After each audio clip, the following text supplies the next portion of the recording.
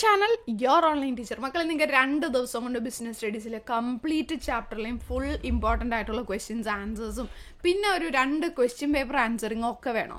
ഇതെല്ലാം കൂടി 199 രൂപയ്ക്ക് അവൈലബിൾ ആണ്. ബിസിനസ് സ്റ്റഡീസിൻ്റെ എന്ന് മാത്രമല്ല, എക്കണോമിക്സ്, ഇംഗ്ലീഷ്, അക്കൗണ്ടൻസി 4 വിഷയങ്ങളുടെ അവൈലബിൾ ആണ്. ഈ ക്ലാസ്സിലേക്ക് ജോയിൻ ചെയ്യാൻ താല്പര്യമുള്ളവർക്ക് താഴെക്കുന്ന വാട്സപ്പ് നമ്പറിൽ hi+2 ക്രിസ്മസ് എന്ന് മെസ്സേജ് ചെയ്താൽ മതി കേട്ടോ. ഓക്കെ, സോ നമ്മളിവിടെ നോക്കാൻ വേണ്ടി പോകുന്നത് ഈ 3 ചോദ്യങ്ങൾ ഇല്ലാത്തൊരു ക്വസ്റ്റ്യൻ പേപ്പർ ഇല്ല എന്ന് തന്നെ നമുക്ക് പറയാൻ പറ്റും. ഈ ഒരു 3 ചോദ്യങ്ങൾ ഇല്ലാത്തൊരു ക്വസ്റ്റ്യൻ പേപ്പർ ഇല്ല.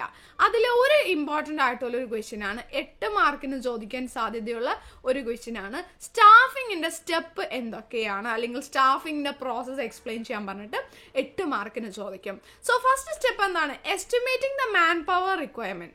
അതായത് നമുക്ക് എത്ര മാൻ പവർ വേണം, എത്ര എംപ്ലോയീസിന് ആവശ്യമുണ്ട്, നിലവിൽ നമ്മുടെ ഓർഗനൈസേഷനിൽ എത്ര എംപ്ലോയീസ് ഉണ്ട്, ഇനി നമുക്ക് എത്ര പേർ ആവശ്യമുണ്ട് എന്നൊക്കെ ഒരു കണക്കെടുക്കണമല്ലോ. കണക്കെടുക്കുമ്പോൾ നമുക്ക് കിട്ടാണ് 10 വേക്കൻസി ഉണ്ട്. ഓക്കെ, 10 പേര് നമുക്ക് ആവശ്യമുണ്ടെന്ന് മനസ്സിലായി. സോ രണ്ടാമത്തെ സ്റ്റെപ്പ് എന്താണ്? റിക്രൂട്ട്മെന്റ്. ഈ 10 പേര് നമുക്ക് ഇനി സെലക്ട് ചെയ്തെടുക്കണമെങ്കിൽ നമ്മുടെ ഓർഗനൈസേഷനിലേക്ക് ആളുകൾ അപ്ലൈ ചെയ്യണമല്ലോ.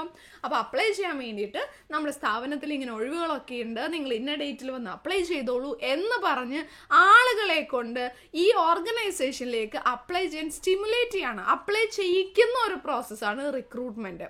അങ്ങനെ ഒരുപാട് പേര് അപ്ലൈ ചെയ്തിട്ട് പോയി അതിൽ നിന്ന് നമ്മൾ എന്ത് ചെയ്യാണ്? റൈറ്റ് പേഴ്സണിനെ ഓരോ ജോബിലേക്കും വേണ്ട നല്ല ആളുകളെ നമ്മൾ സെലക്ട് ചെയ്തെടുക്കും. അതാണ് സെലക്ഷൻ എന്ന സ്റ്റെപ്പ്. സെലക്ഷൻ കഴിഞ്ഞിട്ടുണ്ടെന്നുണ്ടെങ്കിൽ 4ാമത്തെ സ്റ്റെപ്പാണ് പ്ലേസ്മെന്റ് ആൻഡ് ഓറിയന്റേഷൻ. അയാൾ സെലക്ട് ചെയ്തു, ഇനി അയാൾക്ക് ഈ ഓർഗനൈസേഷൻ ആദ്യമായിട്ടല്ലേ വരുന്നത്, ഇതിനെ പറ്റിയിട്ട് ഒന്നും അറിയില്ല. ആരൊക്കെയാണല്ലോ വർക്ക് ഗ്രൂപ്പുകൾ, ഇവിടെ എന്തൊക്കെ ജോബ്, ഓർഗനൈസേഷൻ എങ്ങനെയൊക്കെയുണ്ട്, കൊളീഗ്സ് ആരൊക്കെയാണ് എന്നൊക്കെ ഒരു പരിചയം കിട്ടുന്ന അയാൾ ആ ജോലിയിലേക്കൊന്ന് ഇരുത്തണമല്ലോ. അതാണ് ഇരുത്തുന്നതാണ് പ്ലേസ്മെന്റ്. ഇതെല്ലാം പരിചയപ്പെടുത്തി കൊടുക്കുന്നതാണ് ഓറിയന്റേഷൻ. ദെൻ അടുത്തതാണ് training and development. Training and development എന്ന് പറഞ്ഞിട്ടുണ്ടെന്നുണ്ടെങ്കിൽ ഓരോ എംപ്ലോയീസിന്റെയും നോളജും സ്കില്ലും ഒക്കെ ഇമ്പ്രൂവ് ആക്കാനും പിന്നെ അവരുടെ ഓവറോൾ ഡെവലപ്മെന്റിന് വേണ്ടിയിട്ടും പല തരത്തിലുള്ള പ്ലാൻസ് ആൻഡ് പോളിസീസ് നടപ്പിൽ വരുത്തും. അങ്ങനെ അവർ ജോലി ചെയ്തുകൊണ്ടിരിക്കും. ഇടയ്ക്കിടയ്ക്ക് എന്ത് ചെയ്തുകൊണ്ടിരിക്കും? അവരുടെ പെർഫോമൻസിനെ ഇങ്ങനെ അസസ് ചെയ്തുകൊണ്ടിരിക്കും. അവർ കറക്റ്റായിട്ടാണോ ജോലി ചെയ്യുന്നത്, ഔട്ട്സ്റ്റാൻഡിംഗ് ആണോ, എക്സലന്റ് ആണോ, ഏത് ലെവലിലാണ് നിൽക്കുന്നതെന്ന് അറിയാൻ വേണ്ടിയിട്ട്. അതാണ് പെർഫോമൻസ് അപ്രൈസൽ. അങ്ങനെ അപ്രൈസലൊക്കെ ചെയ്ത് കഴിഞ്ഞാൽ അടിപൊളിയായിട്ട് ജോലി ചെയ്യുന്ന ഒരാളാണെങ്കിൽ അയാൾക്ക് എന്ത് കിട്ടും? ഹയർ പൊസിഷനിലേക്ക് അയാൾക്ക് മൂവ്മെന്റ് കിട്ടും. അതിനെയാണ് പ്രൊമോഷൻ എന്ന് പറയുന്നത്. പ്രൊമോഷനിലൂടെ അയാളുടെ സ്റ്റാറ്റസ് കൂടും, റെസ്പോൺസിബിലിറ്റി കൂടും, അതോറിറ്റി എല്ലാം കൂടും. ദെൻ 8ാമത്തെ പോയിന്റാണ് കോമ്പൻസേഷൻ. കോമ്പൻസേഷൻ എന്ന് പറഞ്ഞാൽ അയാൾക്ക് വേണ്ട, ഇത് പിഴയെന്നല്ലാട്ട് ഉദ്ദേശിക്കുന്നത്, അയാളുടെ സാലറി ഉദ്ദേശിക്കുന്നത്, സാലറി മറ്റ് ബെനിഫിറ്റ്സ് എല്ലാം കൊടുക്കുന്നതാണ് കോമ്പൻസേഷൻ. അതെല്ലാം തീരുമാനിക്കുന്നതാണ് കോമ്പൻസേഷൻ സ്റ്റേജിൽ. ദെൻ 2ാമത്തെ ഇമ്പോർട്ടൻ്റ് ആയിട്ടുള്ള ക്വസ്റ്റ്യൻ ആണ് എക്സ്റ്റേണൽ സോഴ്സസ് ഓഫ് റിക്രൂട്ട്മെന്റ്. ഇതും 8 മാർക്കിന് ചോദിക്കാൻ സാധ്യതയുള്ള ഒരു ക്വസ്റ്റ്യൻ ആണ്. എക്സ്റ്റേണൽ സോഴ്സസ് ഓഫ് റിക്രൂട്ട്മെന്റ് എന്ന് വെച്ചാൽ നമ്മുടെ സ്ഥാപനത്തിലേക്ക് ആളുകൾ അപ്ലൈ ചെയ്യാൻ ആളുകൾ നമ്മൾ പ്രേരിപ്പിക്കുന്നതാണ് റിക്രൂട്ട്മെന്റ് എന്ന് പറഞ്ഞല്ലോ. അപ്പൊ അത് പുറമേ നിന്ന് ആളുകൾ വന്ന് അപ്ലൈ ചെയ്യുന്നത് എങ്ങനെയൊക്കെയാണ്? എക്സ്റ്റേണൽ സോഴ്സ് പുറമേ നിന്ന് എങ്ങനെ നമ്മൾ ആളെയൊക്കെ അറിയിക്കും, ഇതിലേക്ക് അപ്ലൈ ചെയ്യിക്കും എന്നുള്ളതാണ്. 8 മാർക്കിന് അല്ലെങ്കിൽ 6 മാർക്കിന് ചോദിക്കും കേട്ടോ. ഒന്ന് ഡയറക്റ്റ് റിക്രൂട്ട്മെന്റ് ഉണ്ട്.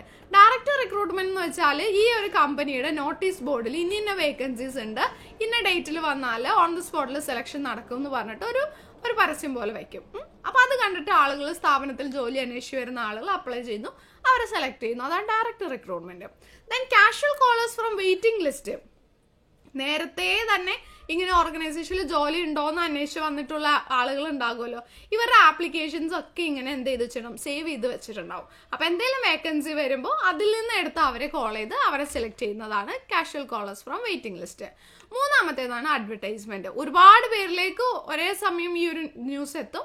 അപ്പൊ ഈ ഒരു ആഡ് കണ്ടുകൊണ്ട് ആളുകൾ എന്ത് ചെയ്യും? ഇതിലേക്ക് അപ്ലൈ ചെയ്യും. 4ാമത്തേതാണ് എംപ്ലോയ്മെന്റ് എക്സ്ചേഞ്ച്. എംപ്ലോയ്മെന്റ് എക്സ്ചേഞ്ച് എന്ന് പറഞ്ഞാൽ ഗവൺമെന്റ് റൺ ചെയ്യുന്നതാണ്. അപ്പൊ ഇതിൽ ആരൊക്കെയാണെന്നുള്ള ഡീറ്റെയിൽസ് കാര്യങ്ങളൊക്കെ ഉണ്ടാവും. ജോലി അന്വേഷിച്ച് നടക്കുന്നവർ ഇതിൽ രജിസ്റ്റർ ചെയ്തിട്ടുണ്ടാകും. അപ്പോൾ ഇവരുടെ ഡീറ്റെയിൽസ് ഈ ബിസിനസ് ഓർഗനൈസേഷന് കൊടുക്കും. അങ്ങനെ അവർ അതിലുള്ള കുറച്ച് പേരെ വിളിച്ച് സെലക്ട് ചെയ്തെടുക്കുന്നതാണ്. അതായത് അഞ്ചാമത്തെ placement agencies and personnel consultants. ഇവരെന്ന് പറഞ്ഞിട്ടുണ്ടെങ്കിൽ ഈ ഒരു കാര്യത്തിൽ സ്പെഷ്യലൈസ് ചെയ്ത ആളുകളാണ്. ഓരോ സ്ഥാപനത്തിലേക്ക് ഓരോ പോസ്റ്റിലേക്ക് വേണ്ട ബെറ്റർ ആയിട്ടുള്ള ആളുകളെ കണ്ടെത്തി കൊടുക്കുന്ന പരിപാടിയാണ് ഇവർ ചെയ്യുന്നത്. അപ്പൊ അതിന് വേണ്ടിയിട്ട് ഇവർക്ക് എന്ത് ചെയ്യണം, ഇവരുടെ സർവീസിന് ഒരു ഫീസ് കൊടുക്കേണ്ടി വരും. ദെൻ ആറാമത്തേതാണ് ക്യാമ്പസ് ഇന്റർവ്യൂ. ക്യാമ്പസ് ഇന്റർവ്യൂ എന്ന് വെച്ചാൽ വലിയ വലിയ കമ്പനിയിൽ നിന്നൊക്കെ ആളുകൾ കോളേജിൽ വരികയും കോളേജിൽ നിന്ന് സ്റ്റുഡൻസിന് ഇന്റർവ്യൂ ചെയ്ത് അതിൽ സെലക്ട് ആയ ആളെ കുറച്ച് പേരെ എടുക്കുന്നതാണ് campus interview. Then recommendation of present employees. ചിലവരെന്ത് ചെയ്യും, വേക്കൻസി വരുമ്പോൾ എൻ്റെ പരിചയത്തിൽ ഇങ്ങനെ ഒരാളുണ്ട്, നന്നായിട്ട് ജോലി ചെയ്യുന്ന ആളാണ്, നല്ല ഹാർഡ് വർക്കിംഗ് ആണെന്നൊക്കെ പറഞ്ഞ് ഇവർ റെക്കമെൻഡ് ചെയ്യും. അപ്പോൾ റെക്കമെൻഡ് ചെയ്യുമ്പോൾ അങ്ങനെ അതും എളുപ്പത്തിൽ ആളെ കിട്ടുമല്ലോ, അപ്പോൾ അങ്ങനെയും ആ ഒരു വേക്കൻസി ഫില്ല് ചെയ്യാറുണ്ട്. Then labour contractors. ഈ കോൺട്രാക്ടേഴ്സിൻ്റെ അടുത്ത് skilled and semi skilled unskilled ഒക്കെ ആയിട്ടുള്ള ഒരുപാട് ജോലിക്കാരുണ്ടാവും. ഇവരുടെ ഉണ്ടാകുമല്ലോ ഈ കോൺട്രാക്ടേഴ്സിന്റെ കീഴിലെ. അപ്പൊ ഈ കോൺട്രാക്ടേഴ്സിനെ നമ്മൾ നേരിട്ട് ചെന്ന് കോൺടാക്ട് ചെയ്തുകൊണ്ട് ഇത്ര പേരെ വേണം എന്നൊക്കെ പറഞ്ഞ് കൊടുക്കുന്നു. അങ്ങനെ കുറെ വേണ്ട ആളുകളെ ഇവരെത്തിച്ചു തരുന്നു. Then advertising on television. TV-യിൽ എന്തൊക്കെ ആഡ് കൊടുക്കും, അത് കണ്ടു ആളുകൾ അപ്ലൈ ചെയ്യും. ലാസ്റ്റ് ആണ് വെബ് പബ്ലിഷിംഗ്. അതായത് ഓൺലൈനായിട്ട് കൊടുക്കും. Naukri.com പോലെയുള്ള ജോബ് സീക്കിംഗ് വെബ്സൈറ്റ്സിൽ ഇതിന്റെ പരസ്യം കൊടുക്കുന്നു, അത് കണ്ട് ആളുകൾ അപ്ലൈ ചെയ്യുന്നു, അതിൽ നിന്ന് ബെസ്റ്റ് ആയിട്ടുള്ള ആളെ സെലക്ട് ചെയ്യുന്നു. സോ ഇതാണ് external sources of recruitment. Then ഒരു ക്വസ്റ്റ്യനും കൂടി നമുക്ക് പഠിക്കാൻ വേണ്ടിയിട്ടുണ്ട്. അതിൽ സ്റ്റാഫിംഗ്, കമ്മ്യൂണിക്കേഷൻ, ഇതൊക്കെ വളരെ പ്രധാനപ്പെട്ടതാണ്. അപ്പോൾ എലമെന്റ്സ് ഓഫ് കമ്മ്യൂണിക്കേഷൻ ആണ് നെക്സ്റ്റ് ക്വസ്റ്റ്യൻ നമുക്ക് പഠിക്കാനുള്ള. എലമെന്റ്സ് ഓഫ് കമ്മ്യൂണിക്കേഷൻ ചോദിക്കുമ്പോൾ ഇത് നിങ്ങൾ നിർബന്ധമായിട്ടും വരയ്ക്കണം. സെൻഡർ എന്ന് പറഞ്ഞിട്ടുണ്ടെങ്കിൽ ഈ ഒരു കമ്മ്യൂണിക്കേഷൻ സ്റ്റാർട്ട് ചെയ്യുന്ന ആളാണ് സെൻഡർ. ദെൻ മെസ്സേജ്, എന്ത് വേർഡ്, ഐഡിയ, ഫാക്ട് എന്താണ് നമുക്ക് കമ്മ്യൂണിക്കേറ്റ് ചെയ്യേണ്ടത്, അതാണ് മെസ്സേജ്. ദെൻ ഇത് നമ്മൾ റിസീവറിലേക്ക് എത്തുന്നതിന് മുന്നേ എന്ത് ചെയ്യും, ഈ മെസ്സേജിനെ നമ്മൾ പലതരത്തിലുള്ള ആക്ഷൻ, പിക്ചർ, ഡയഗ്രാംസ് ഒക്കെ യൂസ് ചെയ്തുകൊണ്ട് എന്ത് ചെയ്യും, ഇതിനൊരു മീനിങ് ഫുൾ നമ്മുടെ ഐഡിയ, ആദ്യം നമ്മുടെ ഐഡിയ മാത്രമേ ഉണ്ടാവുള്ളൂ, പിന്നെ നമ്മൾ ഇതിനെ മീനിങ് ഫുൾ ലാംഗ്വേജ് ആക്കി മാറ്റുകയാണ്. ഞാൻ അതൊരു മീഡിയയിലൂടെ കടത്തി വിടുന്നു. ഇപ്പൊ നമ്മൾ ടെലിഫോണിലൂടെ ആണെങ്കിൽ സംസാരിക്കുന്നെങ്കിൽ ആ ടെലിഫോണാണ് മീഡിയ. അപ്പൊ ആ ഒരു മീഡിയയിലൂടെ കടത്തി വിട്ടിട്ട് റിസീവറിലേക്ക് എത്തുന്നതിന് മുന്നേ എന്ത് ചെയ്യും, ഇതിനെ ഡീകോഡ് ചെയ്യും. ഡീകോഡ് ചെയ്യാന്ന് വെച്ചാൽ ആ സിമ്പിളിലൊക്കെ ഉള്ളതിനെ മീനിങ് ഫുൾ മെസ്സേജ് ആയിട്ട് മാറ്റും. എന്നാലല്ലേ ആ വായിക്കണൊക്കെ മനസ്സിലാവുള്ളൂ. സോ ആർക്കാണോ മെസ്സേജ് കിട്ടിയത് അയാളാണ് റിസീവർ.